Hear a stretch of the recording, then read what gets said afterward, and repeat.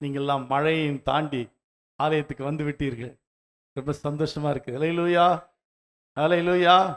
மழையோ வெயிலோ எந்த சூழ்நிலைமையோ நம்ம ஆண்டவரை ஆராதிக்கிறத தடை பண்ண முடியாது, தடை பண்ணக்கூடாது. ஹல்லேலூயா. அதையெல்லாம் தாண்டி நம்ம தேவனை ஆராதிக்கணும். ஹல்லேலூயா, ஹல்லேலூயா. அப்போதான் நம்ம ஆண்டவர் மேலே அவ்வளோ அன்பு பாசம் வைத்திருக்கிறோம்னு அர்த்தம். மழையோ வெயிலோ நம்மை தடை பண்ணி விட்டது என்றால் நம்ம ஆண்டவர் மேலே அவ்வளோ அன்பு வைக்கலன்னு அர்த்தம். ஹல்லேலூயா. நீங்கள் வைத்திருக்கிறதான அன்பிற்காக கர்த்தருக்கு நன்றி செலுத்துகிறேன். ஹல்லேலூயா. கர்த்தர் உங்களை ஆசீர்வதிப்பாராக. ஹல்லேலூயா, ஹல்லேலூயா. பிரசங்கியின் புஸ்தகம் 3ஆம் அதிகாரத்தில் ஒவ்வொன்றிற்கும் ஒவ்வொரு காலம் உண்டு என்று பிரசங்கி அங்கே சொல்லி இருக்கிறார். ஒவ்வொன்றிற்கும் ஒரு காலம் உண்டு. வானத்தின் கீழே இருக்கிற ஒவ்வொரு காரியத்திற்கும் ஒவ்வொரு சமயம் உண்டு என்று சொல்லி இருக்கிறார். ஹல்லேலூயா.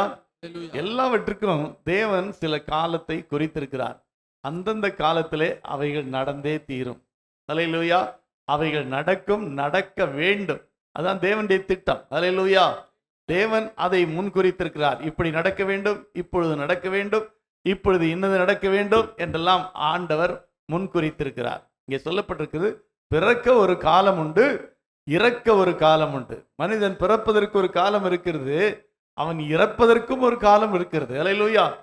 இறப்பே இல்லை என்றால் என்ன சொல்லுவது? யோசித்து பாருங்க. இப்போ உலகத்தின் ஜனத்தொகை எவ்வளவா இருந்திருக்கும், எப்படி சூழ்நிலை இருக்கும். நீங்க லண்டன் போன்ற நகரங்களில் போனீங்கன்னா வயதானவர்கள் இருப்பாங்க. 100 வயசு 110 வயசு அப்படியே நடந்துட்டே இருப்பாங்க. அங்கே எல்லாம் வாக்கிங் அப்படியே போயிட்டே இருப்பாங்க. பார்க்கறதுக்கு ஏதோ எங்கேயோ உலாவுகிற மாதிரி இருக்கும். ஏன்னா அவ்வளவு வயதானவர்கள் அங்கே இருக்கிறார்கள். ஹல்லேலூயா. அப்போ இப்போ இந்தியாவிலையும் இதுவரை யாருமே மரணம் இல்லை, பிறக்கத்தான் செஞ்சிட்டு இருக்காங்க, இறப்பே இல்லை அப்படின்னா எப்படி இருக்கும்? நல்லா இருக்குமா? நல்லா இருக்குமா? யோசித்து பாருங்க. முடியாது. அது அப்படி ஒரு வாழ்க்கை நடைமுறையிலே வராது. அதனால தான் ஆண்டவர் சொல்லி இருக்கிறார், பிறக்க ஒரு காலம் உண்டு, இறக்கவும் ஒரு காலம் உண்டு. எந்த மனிதன் பிறந்தாலும் அவன் பிறப்பதற்கு ஒரு காலம் உண்டு, அவன் இறப்பதற்கும் ஒரு காலம் உண்டு. நட ஒரு காலம் உண்டு, நட்டதை பிடுங்க ஒரு காலம் உண்டு, இன்னும் கொல்ல ஒரு காலம் உண்டு, குணமாக்க ஒரு காலம் உண்டு, இடிக்க ஒரு காலம் உண்டு, கட்ட ஒரு காலம் உண்டு. இப்படியாக எல்லாவற்றுக்கும் ஒரு காலத்தை குறித்திருக்கிறார். அந்த காலத்திலே அவைகள் நடக்க வேண்டும், நடக்கும். ஹல்லேலூயா. நடக்காவிட்டால் தேவன் திட்டம் நிறைவேறவில்லை என்ற அர்த்தம். தேவன் இருக்கிறதை கூட சந்தேகப்படணும். அந்தந்த காலத்தில் அது நடக்கிறதுனாலதான் கடவுள் இருக்கிறார் என்ற நம்பிக்கையே உலகத்தில் இருக்கிறது. ஹல்லேலூயா. அப்ப இங்க பாருங்க, அழ ஒரு காலம் உண்டு, நகைக்க ஒரு காலம் உண்டு. சில காலம் அழுவோம், சில காலம் நகைப்போம். சந்தோஷமா இருக்கு. நகைப்பது என்றால் சிரிக்கிறது, சந்தோஷமா இருக்கிறது என்ற அர்த்தம். எப்போதுமே ஒரு மனுஷன் அழுதுட்டு இருந்தா எப்படி இருக்கும்? யோசிச்சு பாருங்க. இல்ல, எப்பவுமே சந்தோஷமாவே இருக்கான், சிரிச்சுட்டே இருக்கான்னு வைக்கும், எப்படி இருக்கும்? அது நடக்கிறதா? இல்ல. சில காலத்திலே அழுவதற்கு ஒரு காலம் குறிக்கப்பட்டிருக்கிறது, நகைப்பதற்கு ஒரு காலம் இருக்கிறது. இங்கே சொல்லப்பட்டு கற்களை எரிந்து விட ஒரு காலம் இருக்கிறது, கற்களை சேர்க்க ஒரு காலம் உண்டு, தழுவ ஒரு காலம் உண்டு, தழுவாமல் இருக்க ஒரு காலம் உண்டு, தேட ஒரு காலம் உண்டு, இழக்க ஒரு காலம் உண்டு, காப்பாற்ற ஒரு காலம் உண்டு, எரிந்து விட ஒரு காலம் உண்டு, கிழிக்க ஒரு காலம் உண்டு, தைக்க ஒரு காலம் உண்டு, மௌனமாயிருக்க ஒரு காலம் உண்டு, பேச ஒரு காலம் உண்டு, சிநேகிக்க ஒரு காலம் உண்டு, பகைக்க ஒரு காலம் உண்டு, யுத்தம் பண்ண ஒரு காலம் உண்டு, சமாதானம் பண்ண ஒரு காலம் உண்டு. ஹல்லேலூயா. இவைகளெல்லாம் தேவன் இந்த உலகத்தில் வைத்திருக்கிறார். ஹல்லேலூயா. அப்பதான் இந்த உலகம் சரியாக செயல்பட முடியும். ஹல்லேலூயா. எப்பவுமே ஒரே காலநிலைமை என்று வைத்துக்கொள்ளும். நம்ம தமிழ்நாட்டிலே எடுத்துக்கொள்ளும், எப்பவுமே ஒரே காலநிலை, வெயில் தான். மழையே இல்லைன்னா நம்ம எல்லாம் தாக்கு பிடிக்க முடியுமா? எப்பவும் வெயிலே அடிச்சிட்டு இருக்குது, மழையே இல்லைன்னா நம்ம எல்லாம் உயிர் வாழவே முடியாது. அதுதான் வேத ஆண்டவர் இந்த உலகத்துல மழை பெய்ய ஒரு காலம் வைத்திருக்கிறார், வெயில் அடிக்கிறதுக்கு ஒரு காலத்தை வைத்திருக்கிறார். இப்படி காலங்களை அவர் பிரித்திருக்கிறார். வசந்த காலம், இளநீர் காலம், இப்படி பல காலங்களை அவர் குறித்திருக்கிறார். அந்த காலத்தில் அவைகள் நடக்கும் போதுதான் உலகம் இயற்கையாக செயல்பட்டு கொண்டிருக்கும். ஒரு 5 வருடத்துக்கு மழையே இல்லை என்று வைத்துக் கொள்வோம், நம்ம நிலைமை என்ன ஆகும்? சில வருடங்களுக்கு முன்பாகலாம் அப்படி நடந்திருக்கு. 3-4 வருடங்கள் மழையே பெய்யல. அதனால வெளிநாட்டிலிருந்து விமானங்களை கொண்டு வந்து மழை பெய்யக்கான முயற்சிகளை எல்லாம் செய்தார்கள், அதிலும் தோல்வியடைந்தார்கள். அப்படின்னா என்ன? அந்தந்த காலத்திலே அது நடக்க வேண்டும் என்று தேவன் குறித்திருக்கிறார். ஹல்லேலூயா. வயலை விதைக்கிறவர்களுக்கு அல்ல காடுகளிலே பயிர்களை நடுகிறவர்களுக்கு அது தெரியும், எப்ப மழை பெய்யணும், எப்ப மழை பெய்யக்கூடாது என்று அவர்களுக்கு தெரியும். அதன்படியாக நடந்தால்தான் அந்த மகசூல், அந்த விளைச்சலை எடுக்க முடியும். இல்லாவிட்டால் விளைச்சல் எடுக்க முடியாது, நாம வாழ முடியாது. அப்படி என்றால் என்ன அர்த்தம்? தேவன் குறித்த காலத்திலே நட வேண்டும், தேவன் குறித்த காலத்திலே அதை அறுவடை செய்ய வேண்டும். அதற்கு இடைப்பட்ட காலங்களிலே ஒரு பயிரை நடுகிறோம் என்றால் நடுவதற்கு முன்பு ஒரு மழை பெய்ய வேண்டும், அது உழுது நட்ட பிறகு ஒரு மழை பெய்ய வேண்டும், அதற்கு கொஞ்ச காலம் பிறகு கொஞ்சம் வெயில் அடிக்கணும், அப்புறம் கொஞ்சம் மழை பெய்யணும், அப்புறம் அறுவடை காலம், அப்ப வெயில் அடிக்கணும்.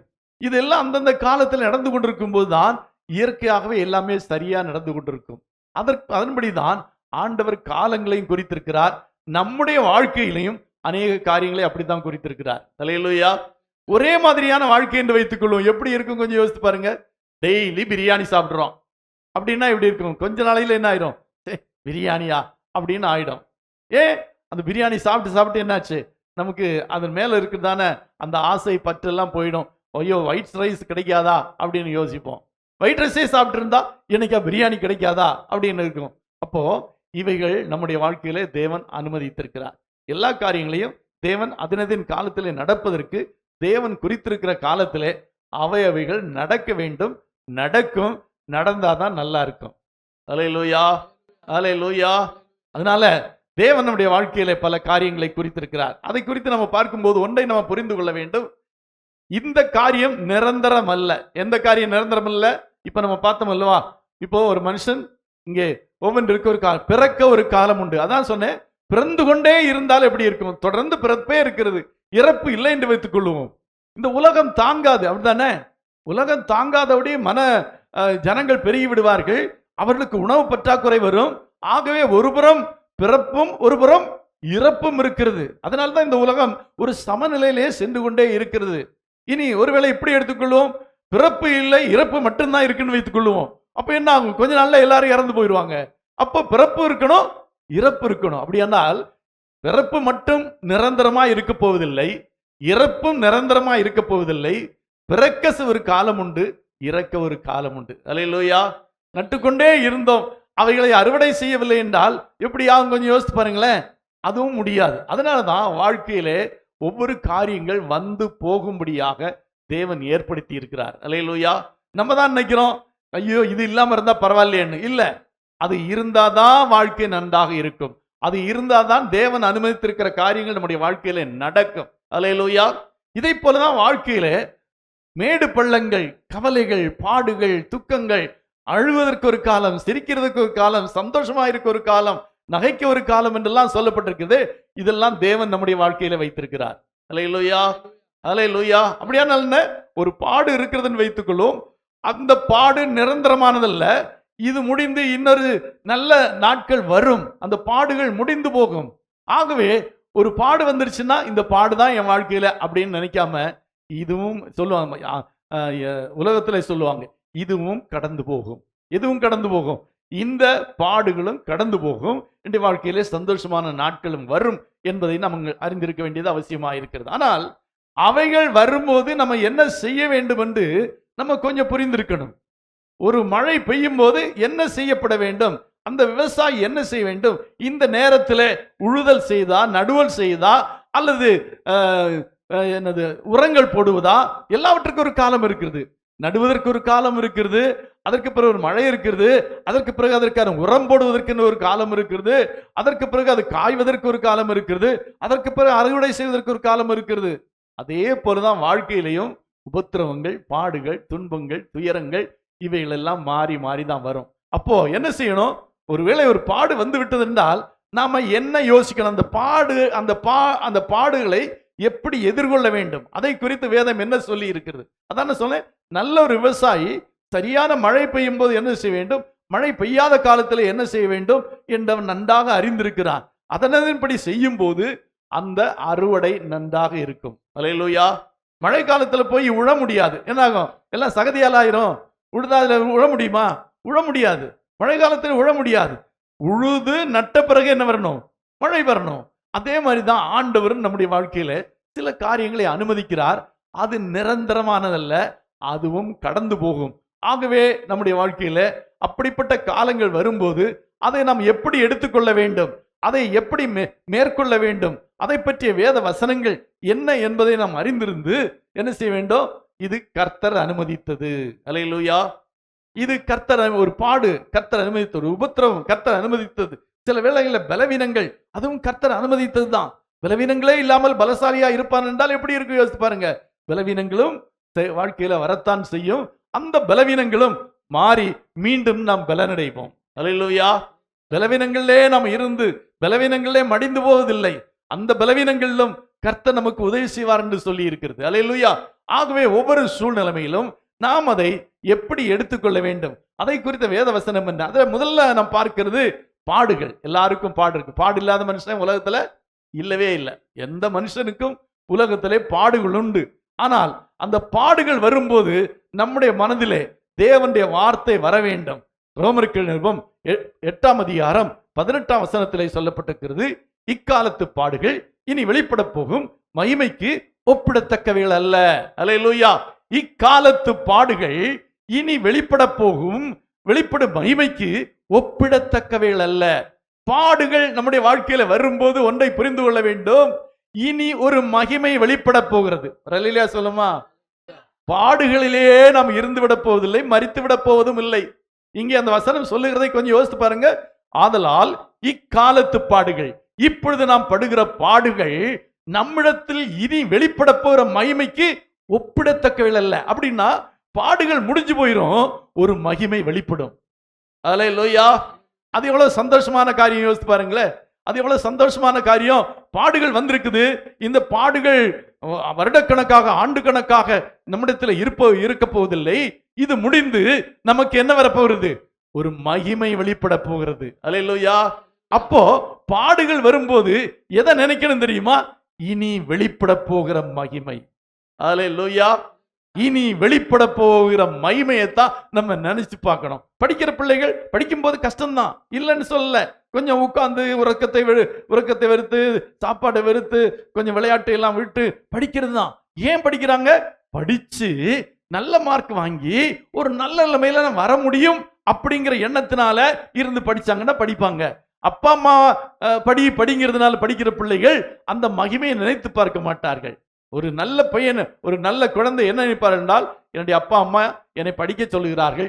ஏன் படிக்க சொல்லுகிறார் என்றால், நான் படிச்சு நல்ல ஆளாகி எதிர்காலத்தில் நிறைய சம்பாதித்து நான் அப்பா அம்மாவுக்கு உதவி செய்து நான் எங்க அப்பா அம்மாவை விட நல்லா இருக்க வேண்டும் என்ற மனம், அந்த எண்ணம் இருக்கும்போது தான் அவன் படிப்பான். அல்லேலூயா. இல்லாத பிள்ளைங்க படிக்கவே மாட்டாங்க. அவங்களுக்கு ஃபியூச்சரை பத்தி, எதிர்காலத்தை பத்தி ஒரு எண்ணம் அவருடைய உள்ளத்திலே காணப்பட வேண்டும். அதே போலதான் இங்கே சொல்லப்பட்டிருக்கிறது, ஆதலால் இக்காலத்து பாடுகள் இனி நம்மிடத்தில் வெளிப்பட போகும் மகிமைக்கு ஒப்பிடத்தக்கவைகள் இல்லை என்று எண்ணுகிறேன். அப்படியானா இன்னைக்கு இருக்கிற பாடுகள் ஒண்ணுமே இல்லை. என்ன? இனி என்னிடத்தில் வெளிப்பட போகிற மகிமை, இதையும் ஒப்பிட்டு பார்க்கும்போது இந்த மகிமையெல்லாம் ஒண்ணுமே இல்லை. அல்லேலூயா. நான் சொல்றேன், இப்போ கஷ்டப்பட்டு சில நாள் தூக்கத்தை கெடுத்து சில நாள் சாப்பாடை விட்டு உட்கார்ந்து படிக்கிறாங்கன்னு வைப்போம். கொஞ்ச நாள், ஒரு 10 வருஷம் அப்படி எடுத்துக்கொள்ளுமே, ஒரு 12 வருஷம் first class first standard to 12th standard 12ஆம் வகுப்பு வரை கஷ்டப்பட்டு படிக்கிறாங்க. ஒரு நாள்ல 2 மணி நேரம் உட்கார்ந்து படிக்கிறாங்க. படிக்கும்போது அது அவர்களுக்கு என்னத்தை கொண்டு வருகிறது? எதிர்காலத்திலே ஒரு நல்ல எதிர்காலத்தை கொண்டு வருகிறது, ஒரு நல்ல வாழ்க்கையை கொண்டு வருகிறது. அப்போ படிக்கிறவங்க எதை நினைக்கணும்? இப்ப நான் கஷ்டப்பட்ட பரவாயில்ல, கொஞ்சம் தூக்கம் கிட்டா பரவாயில்ல, விளையாட்டை விட்டு மொபைலை விட்டு நான் படிச்சேன்னா எனக்கு ஒரு நல்ல எதிர்காலம் இருக்கும். அல்லேலூயா. எங்க அப்பா அம்மா கஷ்டப்படுற மாதிரி நான் கஷ்டப்படாம இன்னும் நல்ல நிலைமைக்கு நான் வருவேன் அப்படிங்கிற எண்ணம் அவர்களுக்கு உண்டாகும். அல்லேலூயா. அதனால தான் படிக்கிறாங்க, அதனால தான் பிள்ளைகள் படிக்கிறாங்க, நல்ல நல்ல மார்க்கெல்லாம் வாங்குறாங்க. ஏழை குடும்பத்தில், எளிய குடும்பத்தில் உள்ள பிள்ளைகள் எல்லாம் நல்ல மதிப்பெண்கள் ஏன் வாங்குறார் என்றால், நான் இந்த நிலைமைக்கு வர வேண்டும், இந்த எதிர்காலத்தில் நான் இப்படியா இருக்க வேண்டும், அப்படி நான் இருக்கும்போது என்னுடைய குடும்பத்துக்கு ஆதரவாக இருப்பேன், நான் நல்லா இருப்பேன். அந்த அந்த அந்த இனி வெளிப்பட போகிற அந்த வாழ்க்கையை நினைத்து தான் இப்ப படிக்கிறாங்க. இதே போலதான் நம்முடைய வாழ்க்கையிலுங்க, இப்ப படுகிற பாடுகள் இனி நம்மிடத்தில் வெளிப்பட போகிற மகிமைக்கு கொஞ்சம் கூட ஒப்பிட முடியாது. அல்லேலூயா. இப்ப படிக்கிற பையன் 12ஆம் வகுப்பு, அப்பா ஒரு 10 ரூபா அப்பாட்டு இருந்து வாங்குறதுக்கு, அல்ல ஒரு 100 ரூபா அப்பாட்டு இருந்து அம்மாட்டு இருந்து வாங்குறதுக்கு ரொம்ப கஷ்டப்பட வேண்டியது இருக்கு. எதுக்கு, எங்க போற, எதுக்கு செய்யணும், இவ்வளவு செலவு பண்ணுமா அப்படின்னு எல்லாம் கணக்கெல்லாம் கேட்பாங்க, ரொம்ப திட்டுவாங்க. ஆனா அவனாக படித்து நல்ல சம்பாத்தியம் வரும்போது எப்படி இருக்கும்? 100 என்ன 1000 அவன் கையில புழங்கும். அல்லேலூயா. அப்ப அதுக்காகத்தான் இவன் படிக்கிறான். அதே மாதிரி தாங்க இக்காலத்திலே நாம் படுகிற சில பாடுகள் இனி நம்மிடத்திலே ஒரு மகிமை வெளிப்பட போகிறது.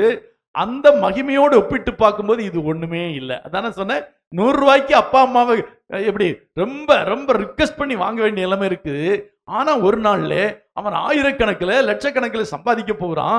அதை ஒப்பிட்டு பார்க்கும்போது இது ஒன்றும் பெரிய விஷயமே அல்ல. அல்லேலூயா.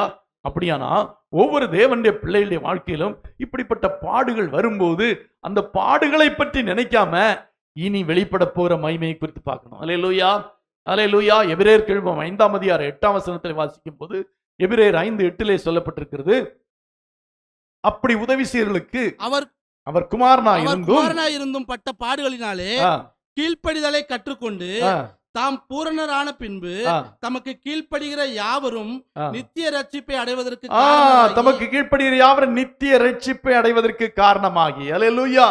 ஆமா, இந்த பாடுகள் மூலமாக ஒரு நித்திய ரட்சிப்பு நமக்கு வரப்போகிறது. அல்லேலூயா. நித்திய ரட்சிப்பு என்றால் எதிர்காலத்தில் வரப்போகிற மிக அழிவிலிருந்து நம்ம காப்பாற்றப்பட போகிறோம், ரட்சிக்கப்பட போகிறோம். அல்லேலூயா. எபிரேயர் 2ஆம் அதிகாரம் 18ஆம் வசனத்தில் சொல்லப்பட்டிருக்கிறது, இப்படி பாடுபடுகிறவர்களுக்கு அவர் உதவி செய்ய வல்லவராயிருக்கிறார். ஆதலால் அவர் தாமே சோதிக்கப்பட்டதினாலே அவர் சோதிக்கப்படுவர்களுக்கு உதவி செய்ய வல்லவராயிருக்கிறார். அல்லேலூயா. பாடுபடுகிறவர்களுக்கு அவர் உதவி செய்ய வல்லவராயிருக்கிறார். பாடுகள் வரும்போது ஒன்றை நினைக்கணும், இந்த பாடுகளிலே எனக்கு உதவி செய்ய ஒருவர் இருக்கிறார். அப்படி இருந்தா ஒருவர் சோர்ந்து போக மாட்டாங்க, மனம் விட்டு போயிட மாட்டாங்க, அவங்க சோர்ந்து போய் உட்கார்ந்துட மாட்டாங்க. ஏன்னா நாம் பட்ட பாட விட என் ஆண்டவர் அதிகமாய் பாடுபட்டிருக்கிறார். அவர் பாடுபட்டதுனாலே பாடுபடுவர்களுக்கு உதவி செய்யவா இருக்கிறார், வல்லவராய் இருக்கிறார். அல்லேலூயா. பாடுகள் வரும்போது முதல்ல நினைக்க வேண்டியது, என்னிலே ஒரு மகிமை வெளிப்பட போகிறது. அந்த மகிமையை ஒப்பிட்டு பார்க்கும்போது இந்த பாடெல்லாம் ஒண்ணுமே இல்லை. இரண்டாவது, இப்ப நான் பாடுபடுறேன், பாடுபடுகிற எனக்கு உதவி செய்ய ஒருவர் இருக்கிறார், அவர்தான் ஆண்டவராய் இயேசு கிறிஸ்து. அல்லேலூயா. என்னுடைய பாடுகளில் எனக்கு உதவி செய்ய வல்லவராக ஒருவர் இருக்கிறார். ஏனென்றால் அவர் பாடுபட்டார். அவர் பாடுபட்டதினாலே பாடுபடுவர்களுக்கு அவர் உதவி செய்ய இருக்கிறார், வல்லவராக இருக்கிறார். அல்லேலூயா. இப்படி பாடுபடுவதனாலே நமக்கு என்ன பிரயோஜனம் இருக்கிறது என்று வேதவசனம் சொல்லி இருக்கிறது. வெளிப்படுத்தின விசேஷம் 2ஆம் அதிகாரம் 10ஆம் வசனத்திலே, வெளிப்படுத்தின விசேஷம் 2ஆம் அதிகாரம் 10ஆம் வசனத்திலே, நீ படப்போகிற பாடுகளை குறித்து எவ்வளவும் பயப்படாதே. இதோ நீங்கள் சோதிக்கப்படும் பொருட்டாக பிசாசானவன் உங்களில் சிலரை காவலில் போடுவான், 10 நாள் உபத்திரவப்படுவீர்கள். 10 நாள் உபத்திரவப்படுவீர்கள் அப்படின்னா என்ன? நம்முடைய பாடுகளுக்கு ஆண்டவர் ஒரு குறித்த நாளை வைத்திருக்கிறார். 10 நாள் உபத்திரவப்படுவீர்கள். ரொம்ப எல்லாம் இல்ல, ஐயோ எனக்கு பாடு பாடு நீங்க பாடுல இருக்கப்படுதில்ல. அந்த பாடுகள் சில நாட்களுக்குத்தான் என்று தேவன் குறித்திருக்கிறார். அது ஒரு சந்தோஷம் தானே. பாடு பாடு, வாழ்க்கையெல்லாம் பாடு, பிறந்ததிலிருந்தே பாடு, சாகர வர பாடு அப்படின்னா நம்ம வாழ்ந்து என்ன பிரயோஜனம்? இல்ல, அப்படி இல்லை. ஆண்டவர் சொல்கிறார் 10 நாள் உபத்திரவப்படுவீர்கள். அல்லேலூயா, அல்லேலூயா. 10 நாள்ங்கிறது ஒண்ணுமே இல்லைங்க. நம்ம வாழ்க்கையை யோசித்து பாருங்க. ஒரு 50 வருடம் வாழ்கிறோம் என்று வைத்துக்கொள்ளும். 5 15 ஒரு 20,000 நாட்கள். அதுல எத்தனை நாள் தான் என்ன பண்ணுவோமா? 10 நாட்கள். அப்படின்னா இது ஏன் 10 நாள்னு சொல்லப்பட்டிருக்கின்றா, உங்களுடைய உபத்திரவங்களுக்கு தேவன் ஒரு குறித்த காலத்தை வைத்திருக்கிறார். அதற்கு பிறகு உங்களுடைய உபத்திரவங்கள் நீங்கும். அந்த உபத்திரவத்தை கர்த்தர் எடுத்து போடுவார், அந்த பாடுகளை கர்த்தர் எடுத்து போடுவார். இங்கே சொல்லப்பட்டிருக்கு 10 நாள் உபத்திரவப்படுவீர்கள். ஆகிலும் நீ மரண பரியந்தம் உண்மையாயிரு, அப்பொழுது ஜீவ கிரீடத்தை உனக்கு தருவேன். அப்போ இந்த முதல்ல இருக்கிற வார்த்தையும் கடைசியில் இருக்கிற வார்த்தையும் கொஞ்சம் சேர்த்து பாருங்க. நீ படப்போகிற பாடுகளை குறித்து எவ்வளவும் பயப்படாதே. அல்லேலூயா. ஏன்னா 10 நாள் தான் உபத்திரவம், அதுக்கு பிறகு உனக்கு ஜீவ கிரீடத்தை தருவேன். ஏங்க, ஜீவ கிரீடத்தை பெறதுக்கு 10 நாள் நம்ம கஷ்டப்படக்கூடாதா, பாடுபடக்கூடாதா? யோசித்து பாருங்க. உலகத்திலே சில கிரீடங்களை பெற்றுக் கொள்வதற்காக வருடக்கணக்காக முயற்சி செய்கிறார்கள். வருடக்கணக்காக தங்களுடைய சரீரத்தை அடக்கி ஒடுக்கி அதை இரவு பகலாக அதை ஆயத்தப்படுத்தி ஒரு கிரீடத்தை பெறுகிறார்கள். ஆனா நமக்கு ஆண்டவர் சொல்லியிருக்கிறாரு, பாடுகளை குறித்து நீ என்ன கூடாது, பயப்படக்கூடாது. அது ஒரு 10 நாள் தான் இருக்கும், அதுக்கு பிறகு நான் உனக்கு ஜீவ கிரீடத்தை தருவேன். அப்ப பாடுகள் வரும்போது இதெல்லாம் நினைக்கணும், இந்த பாடு என்ன, 10 நாள் தான், அதுக்கு பிறகு ஆண்டவர் எனக்கு ஜீவ கிரீடத்தை தருவார். அல்லேலூயா. அப்ப பாடுகளை குறித்து நம்ம கவலைப்படுவோமா? யோசித்து பாருங்க. அநேகர் பாடுகளை குறித்து கவலைப்பட்டு கொண்டே இருக்கிறார்கள். 10 நாள் தாங்க, சொற்ப நாட்கள் தான், கொஞ்ச நாள் தான், அதுக்கு பிறகு ஆண்டவர் உங்களுக்கு ஜீவ கிரீடத்தை தருவார். அப்போ பாடுகள் வரும்போது எதை நினைச்சு பார்க்கணும்? ஜீவ கிரீடத்தை நோக்கி பார்க்கணும். எனக்கு ஒருவர் ஜீவ கிரீடத்தை தரப்போகிறார், அதற்கு முன்பு சில நாட்கள் நான் பாடுபடணும், பரவாயில்ல, அந்த ஜீவ கிரீடம் எனக்கு கிடைக்க போகுதே அப்படிங்கிற நம்பிக்கையில இந்த பாடுகளை பெரிதா நினைச்சு பயப்படக்கூடாது. அதனால சொல்ற, படுகிற பாடுகளை, படப்போகிற பாடுகளை குறித்து எவ்வளவும் பயப்படாதே, பயப்படவே செய்யாதீங்க, பாடுகளை பற்றி பயப்படாதீங்க. சில நாட்கள் தான், அந்த சில நாட்கள் முடிந்தவுடனே ஆண்டவர் உங்களுக்கு ஜீவ கிரீடத்தை தருவார். அல்லேலூயா, அல்லேலூயா, அல்லேலூயா. அது மாத்திரமல்ல, இந்த பாடுகளிலே நாம் என்ன செய்ய வேண்டும் என்று வேத வசனம் சொல்லி இருக்கிறது. 1 பேதுரு 4:13 நீங்கள் படுகிற பாடுகளிலே சந்தோஷமாயிருங்கள், கிறிஸ்துவின் மகிமை கிறிஸ்துவின் மகிமை வெளிப்படும் போது நீங்கள் கலிகூர்ந்து மகிழும்படியாக, நீங்கள் கலிகூர்ந்து மகிழும்படியாக அவருடைய பாடுகளுக்கு நீங்கள் பங்காளிகளான, அவருடைய பாடுகளுக்கு நீங்கள் பங்காளிகளானதால் சந்தோஷப்படுங்கள். அல்லேலூயா. அவர்களுடைய பாடுகளுக்கு நீங்கள் பங்காளிகளானபடியால் என்ன படணும்? ஏன்? அதுதான் முக்கியம். ஏன் சந்தோஷப்படணும் அப்படின்னா, கிறிஸ்துவின் மகிமை வெளிப்படும் போது, அதாவது அவர் வெளிப்படும் போது நாம மகிழ்ச்சியா இருப்போம். அதுக்கு இப்ப பாடு. ஒரு அல்லேலூயா சொல்லுமா? அல்லேலூயா. ஒரு பிள்ளைக்கு நல்லா படிச்சிருக்க, ரிசல்ட் வர்றதுக்கு எவ்வளவு சந்தோஷமா இருக்கும், அதுலயும் நல்ல மதிப்பெண் வாங்கிட்டா எவ்வளவு சந்தோஷமா இருக்கும், யோசித்து பாருங்க. அதை நினைச்சிட்டே இருக்கும். ஓ, ரிசல்ட் 10ஆம் தேதி சொல்லியிருக்காங்க, எனக்கு 1200க்கு 1100 மார்க் கிடைக்கும் அப்படின்னு சந்தோஷமா இருக்கும். அல்லேலூயா. ஏன்டா அதுக்கு தெரியும், நான் கஷ்டப்பட்டு படிச்சிருக்கிறேன், இந்த கொஞ்சம் பாடுபட்டு இருக்கிறேன், இந்த பாடு ஒன்றும் பெரிய விஷயம் இல்லை. ஏனென்றா ரிசல்ட் வரும்போது எனக்கு எப்படி இருக்கும்? ரொம்ப சந்தோஷமா இருக்கும். அல்லேலூயா. ஏன்னா எல்லாரும் வாழ்த்துவாங்க, ஓ 1100 வாங்கிட்டியா, உடனே ஒரு போன் கால் வரும், அங்க இருந்து போன் கால் வரும், இங்க இருந்து போன் கால் வரும். ஒருவேளை நல்ல மதிப்பெண்கள் வாங்கிட்டா அதிகாரிகளிடத்திலிருந்து போன் வரும். இப்படி பல இடத்துல போன் வரும்போது நமக்கு எப்படி இருக்கும்? சந்தோஷமா இருக்குமா, இருக்காதா? அதுதாங்க, பாடுகளை குறித்து நீங்க பயப்படக்கூடாது. பாடுகள் வரும்போது சந்தோஷப்படுங்க. ஏனென்றா கிறிஸ்துவின் மகிமை வெளிப்படும் போது நீங்கள் மகிழ்ந்து கலிகூறுவீர்கள். அல்லேலூயா, அல்லேலூயா. கிறிஸ்துவின் மகிமை எப்போது வெளிப்படும்? அவர் வரும்போது வெளிப்படும். எத்தனை பேர் ஆண்டவருடைய வருகை வந்தா நான் போவேன்னு எத்தனை பேர் சொல்றீங்க? கொஞ்சம் பேருக்கு நம்பிக்கையே இல்லை. எப்பதான் நம்பிக்கை வருமோ தெரியல. அல்லேலூயா. அதுக்கு தாங்க இந்த பாடு. எல்லாரும் சொல்ல, ஒரு சான் வயிற்றுக்கு தானங்க இந்த பாடுங்கிற மாதிரி. நம்ம எதுக்காக இந்த பாடுபடுறோம் தெரியுமா? அவர் மகிமையிலே வெளிப்படும் போது அவரோடு கூட போவதற்காக. அப்பொழுது கிறிஸ்துவின் மகிமை வெளிப்படும் போது நாம் கலிகூர்ந்து மகிழ்வோம். ஏனென்றால் வலது பக்கத்தில் இருப்பவர்களை பார்த்து, ஒரு பிதாவினால் உங்களுக்காக ஆயத்தம் பண்ணப்பட்டன அந்த சந்தோஷத்திலே பிரவேசிங்கள் என்று நமக்கு ஒரு சத்தம் கேட்கும். இன்னொரு கூட்டத்தாருக்கு, சாத்தானுக்கு அவனுடைய தூதனுக்கு ஆயத்தம் பண்ணப்பட்ட அந்த நித்திய ஆக்கினையிலே போங்க. அப்போ நமக்கு சந்தோஷம் இருக்குமா, இருக்காதா?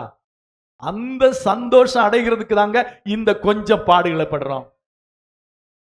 அது கொஞ்சம் உங்களுடைய தாட், உங்களுடைய நினைவுகளை கொஞ்சம் சரி பண்ண சொல்றேன். பாடுகள் வரும்போது சோர்ந்து போகாதீங்க, பாடுகள் வரும்போது பயப்படாதீங்க. பாடுகள் வரும்போது எனக்கு ஒரு நித்திய கனமகிமை இருக்கிறது, ஆண்டவர் வரும்போது மிக சந்தோஷமடையும்படியாக, கலிகூர்ந்துபடியாக நான் இப்பொழுது இந்த பாடுகளை அனுபவிக்கிறேன். அந்த பாடு ரொம்ப நாளைக்கு இருக்காது. எத்தனை நாள் தான் இருக்கும்? சில நாட்கள். 10 நாட்கள் என்று சொல்லப்பட்டிருக்கிறது, சில நாட்கள் என்று நாட்களிலே முடிஞ்சு போயிருந்த பாடுகள். ஆனா ஆண்டவர் வரும்போது நித்திய நாட்களாக அந்த சந்தோஷம் இருக்கும். அல்லேலூயா, அல்லேலூயா. இன்னொரு வசனம் சொல்லி 2 தீமோத்தேயு 2:12 அவரோடு கூட பாடுகளை சகித்தோமானால் அவரோடு கூட ஆளுகையும் செய்வோம். அல்லேலூயா. அவரோடு கூட பாடுகளை சகித்தோமானால் அவரோடு கூட ஆளுகையும் செய்வோம். அல்லேலூயா. 1000 வருஷம் அரசாட்சி என்று ஒன்று இருக்கிறது. கேள்விப்பட்டிருக்கீங்களா? எத்தனை பேர் கேள்விப்பட்டிருக்கீங்க 1000 வருஷம் அரசாட்சி? கொஞ்சம் பேர் கேட்டிருக்காங்க. வேதத்தை படிக்கணும், பைபிள் ஸ்டடிக்கு வரணும், வேதத்தை கற்றுக்கொள்ள வாஞ்சியோடு திரும்ப திரும்ப படிச்சீங்கன்னா 1000 வருஷம் அரசாட்சி அதுல எப்படி நடக்கும், யார் அரசாட்சி செய்வார்கள், யார் அதில் பங்கு பெறுவார்கள் உங்களுக்கு தெரியும். ஆமா, நாம் இப்போது அவரோடு கூட பாடுகளை பட்டோமானால் அவரோடு கூட ஆளுகையும் செய்வோம். இன்னைக்கு நம்ம ஆளப்படுகிறோம். இன்னைக்கு நம்மை அநேகர் ஆளுகிறார்கள். ஆனா காலம் வருது, நாம ஒரு நாள் ஆள போகிறோம். அது 5 வருஷம் இல்ல. இப்ப எல்லாம் ஒரு எலெக்ஷன் வச்சு ஒருத்தங்க வந்துட்டாங்க, ஆட்சிக்கு வந்தாங்கன்னா 5 வருஷம் சொல்றாங்க. ஆனா 5 வருஷத்துல 3 வருஷத்துல போனவங்களும் உண்டு, 2 வருஷத்துல போனவங்களும் உண்டு, 5 வருஷம் நிறைவேற்ற முடியாம போனவங்களும் உண்டு. ஆனா நம்முடைய அரசாட்சி 5 வருஷம் இல்ல, 10 வருஷம் இல்ல, எத்தனை வருஷம்? 1000 வருஷம் அரசாட்சி. அதுக்காக கொஞ்சம் பாடு சொல்லுங்க. பரவாயில்லைங்க, 1000 வருஷம் நான் அரசாள போகிறேன். அல்லேலூயா. 1000 வருஷம் அரசாளுகிறதுக்காக இந்த கொஞ்ச நாள், அற்ப சொற்ப நாள் பாடுபடுகிறது ஒரு பெரிய விஷயமா? அல்லேலூயா, அல்லேலூயா. ஒரு பெரிய விஷயமே அல்ல, ஒரு பெரிய விஷயமே இல்லை. ஏன்னா நம்ம 1000 வருஷம் என்ன செய்ய போறோம்? அவரோடு கூட ஆளுகை செய்ய போகிறோம். அல்லேலூயா. இந்த உலகத்தை நம்ம ஆளுகை செய்ய போகிறோம். அல்லேலூயா. இன்னைக்கு நமக்கு ஒரு எலெக்ஷன்ல நிக்க கூட முடியாது. ஏன்னா ஒரு எலெக்ஷன் டே பத்திரிகை வாங்குறதுக்கு 10,000 1 லட்சம் எல்லாம் சொல்றாங்க. ஒரு எம்எல்ஏ நிக்கிறதுக்கு 1 லட்சம் ரூபாய் கொடுத்து அந்த ஃபார்மே வாங்கணும் அப்படிங்கிறாங்க. அதுக்கு பிறகு அவங்க நம்மளை கூப்பிடுவாங்க, இன்டர்வியூ வைப்பாங்க. நீங்க எவ்வளவு செலவு செய்வீங்க எலெக்ஷனுக்கு? அப்போ இவங்க 5 கோடி 10 கோடி அப்படின்னு சொல்லணும். அப்பதான் நம்மள என்ன செய்வாங்க? சீட்டு கொடுப்பாங்க. இன்னைக்கு நம்மளால அந்த ஃபார்மே வாங்க முடியாது. 5 கோடி 10 கோடி செலவு பண்ண முடியாது. நாம ஆளுகையும் செய்ய முடியாது. நம்ம மற்றவங்க தான் ஆளுகை செஞ்சுட்டு இருக்கிறாங்க. ஆனா இது கொஞ்ச நாள் தான். ஆனா நாம் பாடுகளை சகித்தோமானால் அவரோடு கூட நித்தி காலமாக 1000 வருஷம் அரசாட்சி செய்வோம். அல்லேலூயா, அல்லேலூயா. ஆமா பிரியமான தேவனுடைய பிள்ளைகளே, இது ஒரு கட்டுக்கதை அல்ல. இதை கட்டுக்கதைன்னு நீங்க நினைச்சீங்கன்னா வேதத்தில் உள்ள எல்லாமே கட்டுக்கதை தான். இல்ல, வேதம் மட்டும்தான் வரலாற்று சான்றுகளோடு சொன்ன காரியங்கள் நிறைவேறி கொண்டிருக்கிறது. ஏதோ ஒரு புராணத்தை எழுதி வைக்கல, கதை எழுதி வைக்கல, வரலாற்றின்படியாக எழுதியிருக்கிறார்கள். அது நடந்திருக்கிறது, இனி நடக்கும் என்று சொல்லப்பட்டிருக்கிறது, நடக்கும். அல்லேலூயா, அல்லேலூயா. வேதம் மட்டும்தான் தெளிவாக இந்த உலகத்தின் முடிவிற்கு பிறகு என்ன நடக்கும் என்று சொல்லப்பட்டிருக்கிறது. உலகத்தில் உள்ள விஞ்ஞானிகளுக்கு கூட தெரியாது இந்த உலகம் அழிந்து போனால் அப்புறம் என்ன நடக்கும்னு. ஆனா தேவனுடைய பிள்ளைகளுக்கு இந்த வேதம் சொல்லி இருக்கிறது, உலகம் அழிந்தால் என்ன நடக்கும், உலகத்தின் முடிவிலே என்ன நடக்கும், அதற்கு பிறகு ஒவ்வொன்றாக என்ன நடக்கும் என்று இந்த வேதத்திலே மட்டும்தான் நமக்கு எழுதப்பட்டிருக்கிறது. ஆகவே இன்றைக்கு நான் உங்களிடத்திலே சொல்லுகிறது என்னவென்றால், பாடுகள் ஒரு பெரிய விஷயம் அல்ல.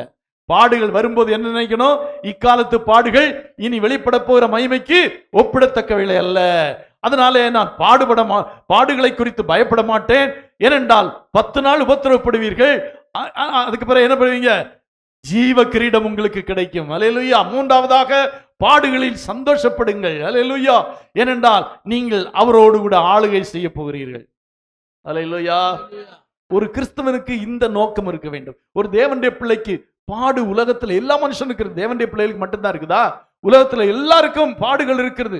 ஒவ்வொரு மனிதனுக்கும் வித்தியாசமான பாடுகள் இருக்கத்தான் செய்து. ஆனால் இந்த பாடுகளுக்கு பிறகு இந்த பாடுகளை நாம் சகித்தோமானால் நமக்கு என்ன பிரதிபலன் கிடைக்கும் என்று இந்த வேதவசனம் சொல்லி இருக்கிறது. அல்லேலூயா. ஆகவே பாடுகளை குறித்து நம்ம நினைச்சக்கூடாது, கவலைப்படக்கூடாது. அடுத்தபடியாக உபத்திரவங்கள், பலவிதமான உபத்திரவங்கள் நமக்கு வருகிறது. மனிதர்கள் மூலமாக, காலநிலைகள் மூலமாக, சூழ்நிலைகள் மூலமாக, பல காரியங்களாலே நமக்கு உபத்திரவங்கள் வருகிறது. எல்லா மனுஷனும் இந்த உபத்திரவத்தையும் தாண்டி தான் போகணும். உலகத்திலே எல்லாவற்றுக்கும் ஒரு காலம் உண்டு என்று சொல்லப்படும் போது, பாடுகள் படுவதற்கு ஒரு காலம் உண்டு, உபத்திரவப்படுவதற்கு ஒரு காலம் உண்டு, பலவீனங்கள்ல இருக்க காலம் உண்டு, எல்லாவற்றுக்கும் ஒரு காலம் உண்டு. அல்லேலூயா.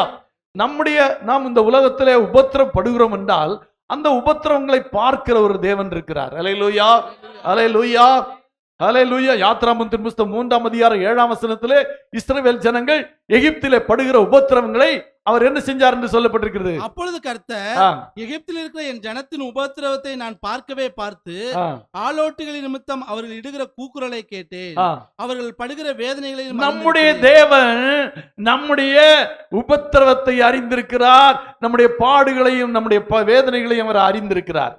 சொல்லுமா? அல்லேலூயா, அல்லேலூயா. அவர் அறியாமல் நம்முடைய வாழ்க்கையில எதுவும் நடக்காது. அல்லேலூயா. அவர் அறிந்துதான் நம்முடைய வாழ்க்கையில சில உபத்திரவங்களை அனுமதிக்கிறார்.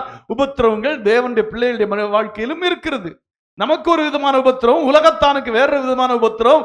உலகத்திலே பிறந்த எல்லா மனிதர்களுக்கும் உபத்திரவங்கள் ஒவ்வொரு வகையில வரத்தான் செய்கிறது. ஆனால் இவைகளெல்லாம் நம்முடைய தேவன் என்ன செய்திருக்கிறார்? அறிந்திருக்கிறார். அப்போஸ்தலர் நடபடிகளிலே அதை குறித்து சொல்லும்போது அப்போஸ்தலர் நடபடிகள் 7ஆம் அதிகாரம் 10ஆம் வசனத்திலே அப்போஸ்தலனாகிய பவுல் அதை குறித்து சொல்லுகிறார். யோசேப்பை குறித்து, தேவனோ அவனுடனே கூட இருந்து எல்லா உபத்திரவங்களில் நின்றும் அவனை விடுவித்து எகிப்தின் ராஜாவாகிய பார்வோன் சமூகத்திலே அவனுக்கு கிருபையையும் ஞானத்தையும் அருளினார். அந்த ராஜா அவனை எகிப்து தேசத்திற்கும் தன் வீடு அனைத்திற்கும் அதிகாரியாக ஏற்படுத்தினான். இப்ப பாருங்க, யோசேப்பு உபத்திரவப்பட்டான். வாழ்க்கை பூரா உபத்திரவம் தானா? யோசித்து பாருங்க, யோசேப்பின் வாழ்க்கை முழுவதும் உபத்திரவம் தானா? இல்ல. உபத்திரவப்பட்ட அவனை ஆண்டவர் விடுவித்தார். எகிப்தின் ராஜாவாகிய பார்வோனுடைய சமூகத்திலே அவனுக்கு கிருபையை ஞானத்தை அள்ளினார். அந்த ராஜா அவனை எகிப்து தேசத்திற்கும் தன் வீட்டு அனைத்திற்கும் அதிகாரியாக ஏற்படுத்தினார். சொல்லுமா? அப்போ அவனுடைய வாழ்க்கையில உபத்திரவம் என்று சொல்லுகிறது தொடர்ந்து அவனுடைய வாழ்க்கை முழுவதும் இல்லை, கொஞ்ச நாட்கள் தான். கொஞ்ச நாட்கள். அல்லேலூயா. எத்தனை நாட்கள் என்று சரியாக குறிப்பிடாவிட்டாலும் கொஞ்ச நாட்கள் தான். அவன் கானான் தேசத்திலிருந்து எகிப்துக்கு போனான்.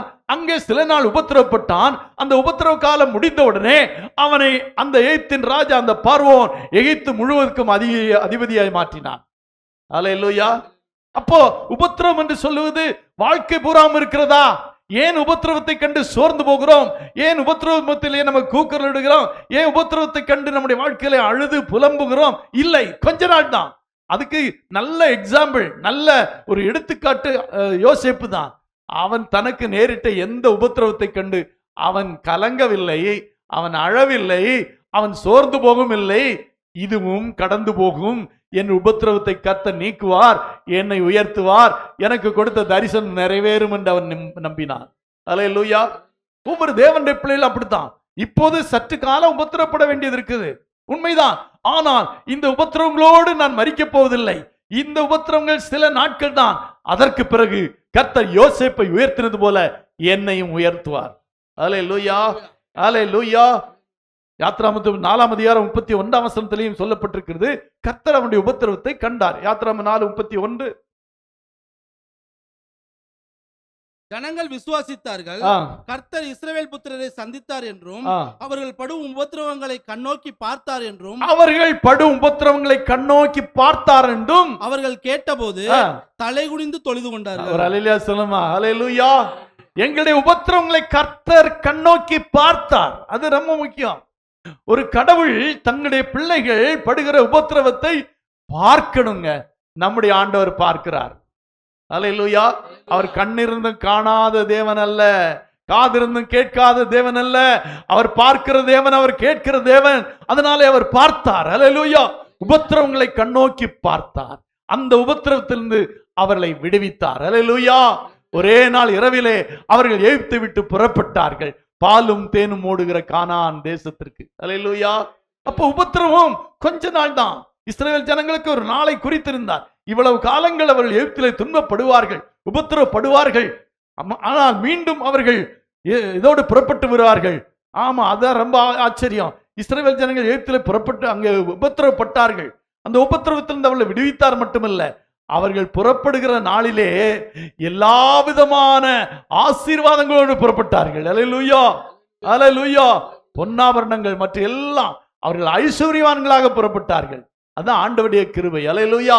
அந்த உபத்திரவத்தின் மத்தியிலே ஆண்டவர் நம்மை விடுவித்து நம்மை கொண்டு செல்லுகிறார். அல்லேலூயா. ஆனா நம்ம என்ன செய்யணும்? வேதம் சொல்லி இருக்கிறது 1 தெசலோனிக்கேயர் 3ஆம் அதிகாரம் 3ஆம் வசனத்திலே உபத்திரவங்களை சகிக்க நாம் நியமிக்கப்பட்டிருக்கிறோம். இப்படிப்பட்ட உபத்திரவங்களை சகிக்க நாம் நியமிக்கப்பட்டிருக்கிறோம் என்று நீங்கள் அறிந்திருக்கிறீர்களே. அல்லேலூயா. இப்படிப்பட்ட உபத்திரவங்களை, நம்முடைய வாழ்க்கையில சில உபத்திரவங்கள் இருக்கிறது என்றால் அதை சகிக்கும்படியாக ஆண்டவர் நம்மை நியமித்திருக்கிறார். அல்லேலூயா. அல்லேலூயா. எல்லாருடைய வாழ்க்கையில், யாருடைய வாழ்க்கையில உபத்திரவம் இல்லை? உங்களுடைய மத்தியில நின்று பேசுகிற நம்முடைய ஊழியக்காரனுடைய வாழ்க்கையில உபத்திரவங்கள் உண்டு. பெரிய பெரிய பரிசுத்தவான்களுடைய வாழ்க்கையிலும் உபத்திரவங்கள் உண்டு. பெரிய பெரிய பணக்காரனுடைய வாழ்க்கையிலும் உபத்திரவங்கள் உண்டு. தேவனுடைய ஜனங்களுடைய வாழ்க்கையில் உபத்திரவங்கள் உண்டு. ஆனால் அவைகளை நம்ம சகிக்கும்படியாய் நியமிக்கப்பட்டிருக்கிறோம். அந்த உபத்திரவங்களை கண்டு பயந்து ஓடுவதற்கல்ல, அந்த உபத்திரவங்களை கண்டு பயப்படுவதற்கல்ல, கலங்குவதற்கல்ல, அந்த உபத்திரவங்களை சகிக்க நாம் நியமிக்கப்பட்டிருக்கிறோம். அல்லேலூயா. அல்லேலூயா. எல்லா சகோதரிமார்களும் சொல்லுவாங்க, பாஸ்டர் உபத்திரவத்தை சகிச்சுட்டு தான் இருக்கு பாஸ்டர், அப்படின்னு சொல்லுவாங்க. அதுக்கு நீங்கள் நியமிக்கப்பட்டிருக்கிறீர்கள். எவ்வளவு நாள் தான் பாஸ்டர்? அதான் தெரியாது. அல்லேலூயா. எவ்வளவு நாட்கள் என்று தேவன் குறிப்பிடவில்லை, ஆனால் உபத்திரவங்களை சகிக்க நியமிக்கப்பட்டிருக்கிறீர்கள். அதே மாதிரி அல்லேலூயா, சூலூர்ல ஒரு டாக்டர் காணாம போயிட்டாராம். ரொம்ப ரொம்ப ரொம்ப வயசானவர். சின்ன வயசுல இருந்து எனக்கு அவரை தெரியும். அவர் நல்ல ஒரு டாக்டர் தான். ரொம்ப கம்மியாக தான் காசெல்லாம் வாங்குவார். ஆனால் சமீபத்தில் காணாமல் போயிட்டாராம். பேப்பரில் படிச்சிங்களா? ஆமாம், காணாமல் போயிட்டாராம். ஏன் காணாமல் போயிட்டாரு அப்படிங்கிறதுக்கு ஒருத்தர் விவரம் சொன்னாங்க. வீட்டில் தொல்லை உபத்திரவம் தாங்க முடியலையா. ஒரு டாக்டர் வயசானவர், உபத்திரவம் தாங்க முடியாமல் போயிட்டாருன்னு சொல்கிறாங்க. எந்த அளவுக்கு அது உண்மை தெரியல. ஆனால் எல்லாருக்கும் ஒவ்வொரு விதத்திலே உபத்திரவங்கள் உண்டு. அந்த உபத்திரவங்களை கண்டு கலங்கவோ, அந்த உபத்திரவங்களை கண்டு சோர்ந்து போகவோ, அந்த உபத்திரங்களே நம்ம என்ன மனம் விட்டு போகவோ இல்லை. அந்த உபத்திரவங்களை சகிக்க நாம் நியமிக்கப்பட்டிருக்கிறோம். அல்லேலூயா. அந்த நேரத்தில் நம்ம என்ன செய்யணும்? அசைக்கப்படக்கூடாது. 1 தெசலோனிக்கே 3ஆம் அதிகாரம் 2ஆம் வசனத்திலே பவுல் சொல்லுகிறார். 1 தெசலோனிக்கே 3ஆம் அதிகாரம் 2ஆம் வசனத்திலே, இந்த உபத்திரவங்களினாலே ஒருவனும் அசைக்கப்படாதபடிக்கு உங்களை திடப்படுத்தணும். அல்லேலூயா. இந்த உபத்திரவம் என்னை ஒன்றும் செய்யாது. ஏனென்றால் என்னுடைய உபத்திரவங்களை கர்த்தர் பார்த்து கொண்டிருக்கிறார். இந்த உபத்திரவத்திலிருந்து எனக்கு விடுதலை தருவேன் என்று சொல்லி இருக்கிறார். எப்படி யோசேப்பு உபத்திரவத்திலிருந்து அவனை விடுவித்தாரோ, எப்படி இஸ்ரவேல் ஜனங்களை எகிப்தின் அடிமைத்தனத்திலிருந்து அந்த உபத்திரவத்திலிருந்து விடுவித்தாரோ, என்னையும் அப்படி விடுவிப்பார். அல்லேலூயா. ஒருவனும் அசைக்கப்படக்கூடாது. அல்லேலூயா. எந்த உபத்திரவம் ஆனாலும் சரி, அது யார் மூலமாக வந்தாலும் சரி, அது எதிரிகள் மூலமாய் வந்தாலும் சரி, நண்பர்கள் மூலமாய் வந்தாலும் சரி, உபத்திரவத்தை கண்டு நான் சோர்ந்து போக மாட்டேன். இந்த உபத்திரவம் என்னை அசைக்காது. அல்லேலூயா. எப்படி இருப்பேன்? அசையாத பர்வதத்தை போல இருப்பேன். நீதிமான் எப்படி இருப்பாமா? அசையாத பர்வதத்தை போல இருப்பானா? ஆமா. உபத்திரவம் நம்ம அசைக்க கூடாது. எவ்வளவு பெரிய உபத்திரம் வந்தாலும் அது என்னை அசைக்க கூடாது. யோபுவை போல உறுதியா இருக்கணும். அல்லேலூயா. அவர் என்னை கொண்டு போட்டாலும் அவர் மேல் நம்பிக்கையா இருப்பேன். அல்லேலூயா. இப்படி வாழ்ந்து பாருங்க. எந்த உபத்திரவத்தை நீங்க சகிக்க முடியும்? எந்த உபத்திரவத்தை நீங்கள் மேற்கொள்ள முடியும்? உபத்திரவங்கள் என்பது நிரந்தரம் அல்ல. பாடுகள் என்பது நிரந்தரம் அல்ல. அழுகை என்பது நிரந்தரம் அல்ல. கண்ணீர் என்பது நிரந்தரம் அல்ல. சந்தோஷம் என்பது நிரந்தரம் அல்ல. ரொம்ப சந்தோஷமா இருப்போம் பாருங்க. ஏதோ ஒரு காரணத்தினால வீட்டுல ரொம்ப சந்தோஷம், பகலெல்லாம் சந்தோஷம், நைட்ல திடீர்னு ஒரு விஷயம் வரும் பாருங்க. அந்த சந்தோஷம் எல்லாம் எங்க போச்சுன்னு தெரியாது. அப்படின்னா காலையில சந்தோஷமா இருக்க ஒரு காலம், சாயங்காலம் அழுவதற்கு ஒரு காலம். ஆண்டவரே, ஆமா அந்த காலம் முடிஞ்சு போச்சு, அடுத்த காலம் வந்துருச்சு. இந்த காலமும் கடந்து போயிடும். ரலிலே சொல்லுமா, சந்தோஷப்படுற காலமும் கடந்து போயிடும், அழுகிற காலமும் கடந்து போயிடும். அதுக்கப்புறம் அடுத்த காலம் வரை இப்படி மாறி மாறி மாறி மாறி வரும். அல்லேலூயா. எப்படி கால நிலைமைகள் மாறி மாறி வருகிறதோ அதே மாதிரி நம்முடைய சூழ்நிலைமைகளும் மாறி மாறி வரும். அல்லேலூயா. அதனால உபத்திரவத்தில் என்ன செய்யக்கூடாது? அசைக்கப்படக்கூடாது. சங்கீதக்காரன் சொல்கிறார், நான் உபத்திரவப்பட்டது நல்லது, அதனால உம்முடைய பிரமாணங்களை கற்றுக்கொண்டேன். 119:71 சொல்லி இருக்கிறார், நான் உபத்திரவப்பட்டது நல்லது, அதனால உம்முடைய பிரமாணங்களை கற்றுக்கொள்ளுகிறேன் அப்படி சொல்றார். அல்லேலூயா. ஏன் ஆண்டவர் இந்த உபத்திரவத்தை அனுமதிக்கிறார் என்றால், நான் உபத்திரவப்பட்டது நல்லது, எனக்கு நல்லது, அதனால் உமது பிரமாணங்களை கற்றுக்கொள்ளுகிறேன். அல்லேலூயா. உபத்திரவத்தின் மத்தியில தான் நம்ம தேவனுடைய வார்த்தைகளை என்ன செய்ய முடியும்? கற்றுக்கொள்ள முடியும். அல்லேலூயா. எதற்காக இதை அனுமதித்தார்? இதிலே நான் கற்றுக்கொள்வதற்கு என்ன இருக்கிறது? ஒவ்வொரு உபத்திரம் வரும்போதும் நம்ம ஆண்டவர்கிட்ட கேட்கணும், ஆண்டவரே இந்த உபத்திரவத்திலிருந்து நான் எதை கற்றுக்கொள்ளட்டும்? எனக்கு என்ன சொல்ல விரும்புகிறீர்? ஏதோ ஒன்றை எனக்கு சொல்ல விரும்புகிறீர் ஆண்டவரே. நான் கற்றுக்கொள்ள வேண்டியது ஏதோ இருக்கிறது ஆண்டவரே, எனக்கு சொல்லுங்கன்னா அந்த உபத்திரவத்துங்களே நாம் கற்றுக்கொள்ள வேண்டிய ஒரு பாடத்தை ஆண்டவர் நமக்கு கற்றுத் தருவார். அல்லேலூயா. அதனால்தான் சங்கீதக்காரன் சொல்லுகிறார், நான் உபத்திரவப்பட்டது நல்லது, அதனால் உம்முடைய பிரமாணங்களை கற்றுக்கொண்டேன். 67ஆம் வசனத்தை வாசிக்கலாம். 67ஆம் வசனம், நான் உபத்திரவப்படுவதற்கு முன் வழிதப்பி நடந்தேன், உபத்திரவப்படுவதற்கு முன்பு வழிதப்பி நடந்தேன், இப்பொழுதோ உம்முடைய வார்த்தையை காத்து நடக்கிறேன். இப்பொழுதோ உம்முடைய வார்த்தையை காத்து நடக்கிறேன். ஏன் உபத்திரவம் அப்படின்னா, இங்க பாருங்க, நான் உபத்திரவப்படுவதற்கு முன்பு எப்படி நடந்தேன்? வழிதப்பி நடந்தேன். அல்லேலூயா. வழிதப்பி நடந்த உடனே ஆண்டவர் ஒரு உபத்திரவத்தை அனுமதிச்சாரு. நான் உபத்திரவப்படுவதற்கு முன் வழிதப்பி நடந்தேன், இப்பொழுதோ உபத்திரவத்துக்கு பின்போ உம்முடைய வார்த்தையை காத்து நடக்கிறேன். அல்லேலூயா. அப்படியானால் உபத்திரவம் நமக்கு ஏதோ ஒரு தேவனுடைய காரியத்தை கற்றுக் கொடுக்க விரும்புகிறது, நமக்கு ஏதோ ஒன்றை சொல்ல விரும்புகிறது. அது என்ன என்று தெரிந்து கொண்டால் அதற்கு பிறகு நம்ம தேவனுடைய வார்த்தையை நம்ம காத்து நடப்போம். அல்லேலூயா. அப்போ உபத்திரவம் நல்லது. ஒரு சந்தோஷமான காரியத்திலே எதையும் கற்றுக்கொள்ள முடியாது. ஆனால் ஒரு உபத்திரவத்திலே நாம் கற்றுக்கொள்ள வேண்டிய ஏராளமான பாடங்கள் இருக்கிறது. அதனால்தான் ஆண்டவர் உபத்திரவங்களை அனுமதிக்கிறார். அல்லேலூயா. அது மட்டுமல்ல, அப்போஸ்தலனாகிய பவுல் சொன்னார் பாருங்க, அப்போஸ்தலனுடைய 14ஆம் அதிகாரம் 22ஆம் வசனத்திலே அவர் சொன்னார், இப்படியாக அப்பொழுது ஜனங்கள் கூட்டம் கூடி அவர்களுக்கு விரோதமாய் எழும்பினார்கள். 14:22 அப்போஸ்தலன் சீஷருடைய மனதை திடப்படுத்தி திடப்படுத்தி விசுவாசத்திலே நிலைத்திருக்கும்படி அவர்களுக்கு புத்தி சொல்லி நாம் அநேக உபத்திரவங்களின் வழியாய் தேவனுடைய ராஜ்யத்தில் பிரவேசிக்க வேண்டும் என்று சொன்னார்கள். தேவனுடைய ராஜ்யத்துல பிரவேசிக்கணும்னா அதற்கு இருக்கிற ஒரே வழி என்னது? உபத்திரவம். அல்லேலூயா. உபத்திரவத்துக்கான வழிதான் அது, வேற வழி இல்ல, வேற வழி இல்ல. இப்படி அநேக உபத்திரவங்களின் வழியாய் நம்ம எங்க பிரவேசிக்கணும்? தேவனுடைய ராஜ்யத்துல பிரவேசிக்கணும். சந்தோஷமாய் எந்த கஷ்டமும் இல்லாம தேவனுடைய ராஜ்யத்துல பிரவேசிக்க முடியாது. இதுவரை அப்படி பிரவேசித்த சந்தர்ப்பமும் இல்ல, மனிதர்களும் இல்ல. நம்ம வேதத்துல இந்த மனிதர்கள் எல்லாம் தேவனுடைய ராஜ்யத்தில் இருக்கிறார்கள் என்று நாம் கணித்தோமானால் அவளுடைய வாழ்க்கையில எவ்வளவு உபத்திரவங்களை அவள் சகித்திருக்கிறாள் தெரியுமா? ஆமா, அப்போஸ்தலனாகிய பவுலை எடுத்துக்கொள்ளுங்கள், பேதுருவை எடுத்துக்கொள்ளுங்கள், மற்ற அப்போஸ்தலரை எடுத்துக்கொள்ளுங்கள், ஒவ்வொரு தேவ மனிதர்களை எடுத்துக்கொள்ளுங்கள். அவள் எல்லாம் அநேக உபத்திரவங்கள் வழியாய்த்தான் தேவனுடைய ராஜ்யத்திலே பிரவேசித்தார்கள். அப்போ தேவனுடைய ராஜ்யத்தில் பிரவேசிக்க வேண்டுமானாலும் அநேக காரியங்களை நாம் கற்றுக்கொள்ள வேண்டுமானாலும் இந்த உபத்திரவங்கள் நமக்கு தேவையா இருக்கிறது. அல்லேலூயா, அல்லேலூயா. ஆமா, நல்ல சொல்லுவோம்ல, முந்தியெல்லாம் வாத்தியார் மாறிட்டு பையங்களை கொண்டு விட்டுட்டு நல்ல அடி கொடுங்க சார், நான் கேட்கவே மாட்டேன் சார், அவன் எப்படியா படிக்கணும் அப்படிமோ. இன்னைக்கு அப்படி இல்லை. பையனை தொட்டா அவ்வளவுதான், வாத்தியார் வேலையே போச்சு, அப்படித்தான் நம்மளே சொல்லி வாத்தியாரை பயமுறுத்துறோம். அல்லேலூயா. அதனாலதான் வாழ்க்கையில பிள்ளைகள் முன்னேறதில்லை, பிள்ளைகள் நல்ல ஒழுக்கத்தை கற்றுக்கொள்வதில்லை. அல்லேலூயா. ஆமா, மீண்டும் அந்த காலத்துக்கு போனோம்னு வாத்தியார்மார்களே இப்ப சொல்றாங்க. பேப்பர்ல படிச்சேன், அப்படி முடிவெடுக்கலாம் அப்படி இருக்காங்களாம். ஆனா அது நடக்குமா தெரியல. குரங்கு வாழை என்ன செய்ய முடியாது, நிமித்த முடியாது. அல்லேலூயா. ஆனா இங்கே சொல்லப்பட்டிருக்கு பாருங்க, அநேக உபத்திரவங்களின் வழியாய்தான் நான் தேவனுடைய ராஜ்யத்துல பிரவேசிக்க முடியும். அல்லேலூயா. அது மாத்திரமல்ல, இந்த உபத்திரவங்கள் நமக்கு பொறுமையை உண்டாக்கும். வேதவசனம் சொல்லி இருக்கிறது ரோமர் 5ஆம் அதிகாரம் 3ஆம் வசனத்திலே, ரோமர் 5:3 சொல்லி இருக்கிறது. அது மாத்திரமல்ல, உபத்திரவம் பொறுமையையும், பொறுமை பரீட்சையையும், பரீட்சை நம்பிக்கையும் உண்டாக்குறது என்று நாங்கள் அறிந்து. உபத்திரவம் பொறுமை உண்டாக்குறது, பொறுமை பரீட்சை உண்டாக்குறது, பரீட்சை நம்பிக்கை உண்டாக்குறது. அப்படியானால் பொறுமை அநேக காரியங்களை நமக்கு உண்டாக்கி கொடுக்கிறது. அல்லேலூயா. நமக்கு கற்றுக் கொடுக்கிறது. அல்லேலூயா. உபத்திரவம் அநேக காரியங்களை, பொறுமை, பரீட்சை, நம்பிக்கை, இவைகளை எல்லாம் நமக்கு உண்டாக்குறது. அப்போ உபத்திரம் வேணுமா வேண்டாமா? அல்லேலூயா. ஏன் பாஸ்டர் இப்பவே நான் உபத்திரப்பட்டு இருக்கிறேன், இன்னும் நீங்க உபத்திரவம்னு சொல்றீங்களே அப்படின்னு. அல்லேலூயா. ஆனால் 10 நாள் உபத்திரப்படுவீர்கள், அவ்வளவுதான். அல்லேலூயா.